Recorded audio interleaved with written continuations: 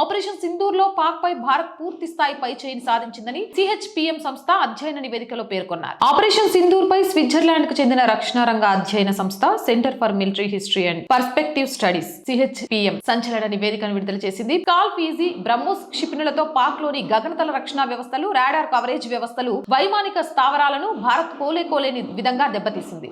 భారత్ బలమైన వరుస దాడుల వల్లే పాక్ రక్షణ కవచం బలహీనపడింది. పాక్ లోని ప్రధాన రన్వేలు, వాటితో ముడిపడి సహాయక వ్యవస్థల్ని భారత్ ధ్వంసం చేసింది. దీంతో వెంటనే పాక్ వాయుసేన స్పందించే అవకాశం లేకుండా పోయింది. Integrated air defence and command control architecture ఆర్మీకి చెందిన ఆకాష్ తీర్ సిస్టమ్ కలిసి పనిచేయడంతో ఆపరేషన్ సింధూర్ లో భారత్ పై చేయి ఖాయమైంది. ఆకాష్, బరాక్ 8, S-400 గగనతల రక్షణ వ్యవస్థల ద్వారా పాక్ మిసైల్, డ్రోన్ దాడులను భారత్ బలంగా తిప్పికొట్టింది. అందుకే మే 10 కల్లా లెక్క పూర్తిగా మారిపోయింది. కాల్పుల విరమణ కావాలంటూ భారత్ తో చర్చలకు పాక్ వచ్చింది అని సిహెచ్పిఎం నివేదిక విశ్లేషించింది. మొత్తానికి భారత్ చేతిలో పాక్ తుక్కు అయిందనే విషయాన్ని చాలా క్లియర్ కట్ గా చెప్పింది.